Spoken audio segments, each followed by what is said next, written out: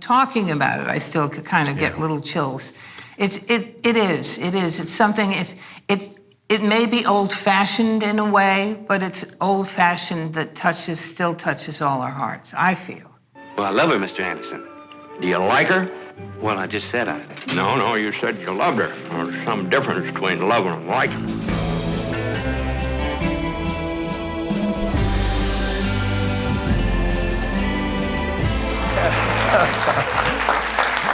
Welcome to A Word on Westerns. I'm Rob Word, and today we're talking about Westerns. With us today is Rosemary Forsyth. Let's give her a big hand. Thank you. Hello. And introducing Rosemary Forsyth. I'll have to leave now. Well, thank you for being here. I've admired your work for a long time, and in fact, one of your first films had a close friend of mine, Doug McClure, in it, and you got to marry Doug. I did. I know a lot of ladies wanted to do that. I think so. But Shenandoah was one of the biggest hits of the year. How did that come about? I was under contract to Universal Pictures, and Shenandoah came up, and I was cast in it. I'll have to leave now. Do you understand? Do you? I was just turning 21, and that's quite something to be able to do a film like that with Jimmy Stewart as your very first. I had been working in New York and studying in New York and doing television shows and stuff like that. And then they called me and said, we've got this Western, and you're going to play Jimmy Stewart's daughter. And I was surrounded by all these gorgeous guys. This is the story of Charlie Anderson, played by James Stewart, and his family. Co-starring Doug McClure, exciting star of The Virginian. Glenn Corbett, colorful star of Route 66. Patrick Wayne, rising star of McClintock. I don't know how many of you remember the movie, but I mean, it was terrific. And I thought that that's how it was going to be for the rest of my life. I really thought that. Well, and Glenn Corbett was in that too? Glenn Corbett was in it, Tim McIntyre, Patrick Wayne. Come on, more. Anybody? Well, George Kennedy, that's one of his early roles, I think. George Kennedy, yes. He was such a lovely man, such a lovely man. Well, it was part of the Andy McLaughlin stock company, which he was carrying on the tradition that John Ford had, using a lot of the same people, actually, that Ford had used. Mm-hmm. And he had a great team of stuntmen working with him on that film. Absolutely. Great action, yep. but a wonderful, heartfelt story, and I think that's what captured the public, and that's why it was so popular. Well, I love her, Mr. Anderson. Do you like her? Well, I just said I did. No, you said you loved her. There's some difference between loving and liking. I remember scenes with Jimmy Stewart at the grave of his wife, and he's raising this family, and the war is coming on. It was so touching, so good. What was he like? Oh, he was such a wonderful man. He was I was scared because, I mean, it was my first film, and it was the first time I was in Hollywood and stuff like that. And he was so nice, and he was so nice to all of us too. You know, I mean, a lot of us had worked a little bit, but here is this enormous movie star. You know, he was he was very kind and very approachable, very, very, very, very nice man. And Andy McLaughlin, as a director, that was bigger. He had come up out of television doing a lot of Have Guns and Gunsmokes, mm-hmm. and this was, I think it's his best film, his best feature. The first time I heard this, it was kind of frightening because I was still much younger. It was maybe 30 years ago, and somebody said that Shenandoah was a classic Western. And I thought, oh my goodness, I'm that old already.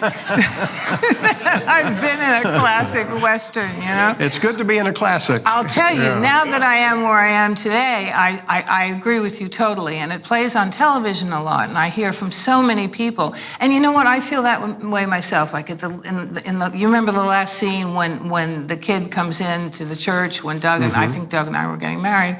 Talking about it, I still kind of get little chills. It is. It's something. It may be old-fashioned in a way, but it's old-fashioned that still touches all our hearts, I feel. That's what makes it a classic. It's a traditional. It hits all the right beats. Exactly. And it was an epic movie with an epic story. A man who did not want to be involved in the Civil War. Virginia needs all of her sons, Mr. Anderson. That might be so, Johnson, but these are my sons. They don't belong to the state. Jimmy Stewart was so good at that in terms of the inner turmoil that he was going through. Yes, and he did it as an actor. Jimmy Stewart was he said so much with so little, which is really, really, to me, what a fine actor is about. Well, our guest today is Rosemary Forsyth, who did a couple of films with one of the giants of the industry, Charlton Heston. One of them is an unusual Middle Ages, hard, gritty film, The Warlord. This was a time when a man, a vassal, could not call his wife his own, not even on his wedding night, for ancient and pagan law gave that right to the warlord. You come to do us honor, my lord. To claim my right. What do you remember about that? I remember a lot of things. I remember. It was hard work, but I also remember, and this is somewhat like the Shenandoah thing with the young, good-looking guys, I was the only female on that set. You afraid? Yes. Why? I'm gentle with horses, hawks. And I, again, thought, well, this is great. Working in Hollywood is just great. First, I'm surrounded by all these great-looking fellas. And then secondly, I do this movie, and I was the only girl, and it was nice.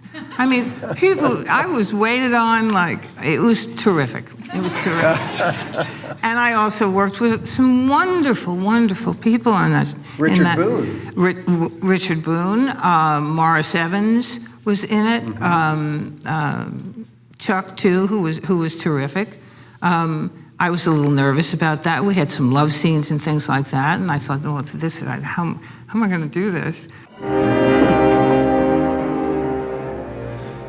You want me to go? Yes, go and let me go. Wait.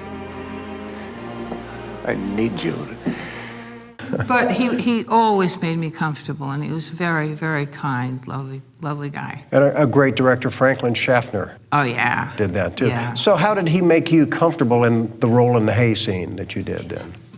It's an attitude. It's hard to even put it into words. It's just an attitude, you know. Well, it was a rugged, everybody was muddy and dirty in the Middle Ages. Instead of something like Camelot, this was a realistic look. Yes, very much so.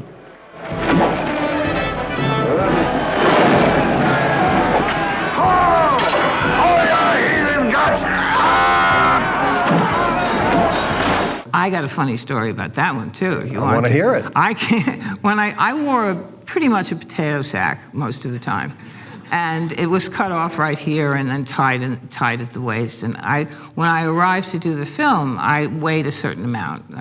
I was pretty slim and thin, and then it was the first time I had been ever introduced to donuts. I mean, not that I never had a donut in my life. I'd had a donut, but I never had massive donuts, which there are on the set.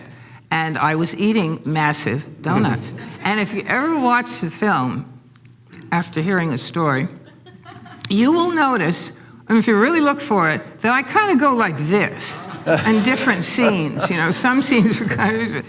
And they asked the director to go to the producer at Universal and tell me to lose a few pounds.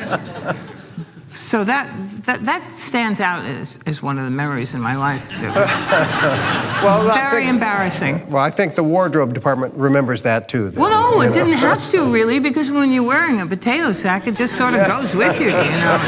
I think they mentioned the arms. It's the arms. The arms are getting kind of big. Well, Rosemary, it's been a pleasure having you here. Oh, thank you. It's been lovely being here and lovely seeing all of you, and it's just... Thank you. It's nice.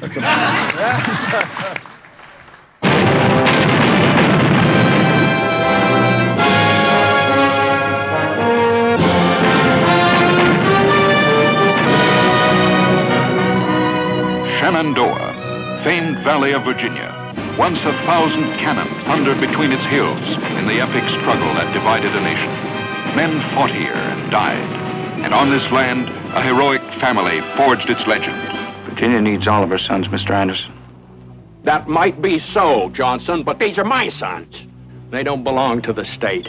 This is the story of Charlie Anderson, played by James Stewart, and his family. They reached for their rifles in the name of love, not hate, and met the challenge of two armies with a courage that lives on the screen for all to share. You the leader of this band of fools? Co-starring Doug McClure, exciting star of The Virginian. Well, I love her, Mr. Anderson. Do you like her? Well, I just said I did. No, you said you loved her. There's some difference between loving and liking. Glenn Corbett, colorful star of Route 66. Patrick Wayne, rising star of McClintock. Philip Alford, young star of To Kill a Mockingbird. I'm no soldier. Catherine Ross, dramatic new Broadway stage star. And introducing Rosemary Forsyth. I'll have to leave now. Do you understand? Do you?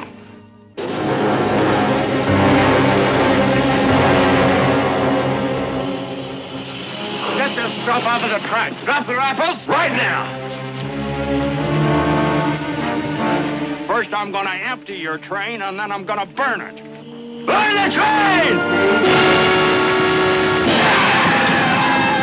Never shot at a man before. They ain't gonna know that.